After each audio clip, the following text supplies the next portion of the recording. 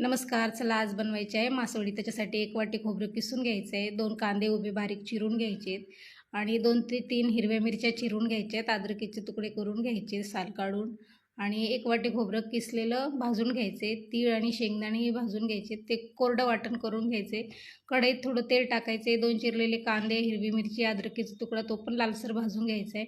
कोरडं वाटण काढल्यानंतर कांद्याचं आणि हिरवी मिरचीचं वाटण काढून घ्यायचे. ते काढल्यानंतर कोरड्या वाटणमध्ये टाकून द्यायचे. त्याच्यामध्ये लाल तिखट, हळद आणि मीठ टाकून एकत्र करून घ्यायचे. ते एकत्र करून बाजूला ठेवायचे आणि हिरवी मिरची, अद्रक आणि लसूण ठेचून घ्यायचं आहे. कढईत तेल टाकायचे.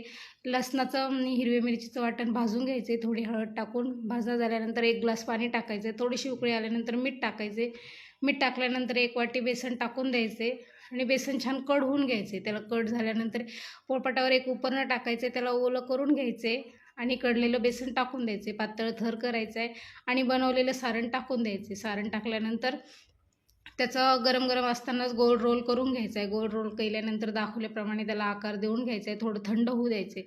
थंड झाल्यानंतर त्याला कट करून घ्यायचे. प्लेटीमध्ये सर्व करायचे. बारीक किसलेलं खोबरं त्याच्यावर टाकायचे आणि सर्व करायचे. करून बघा. आवडल्यास लाईक करा, शेअर करा, सबस्क्राईब करा. धन्यवाद.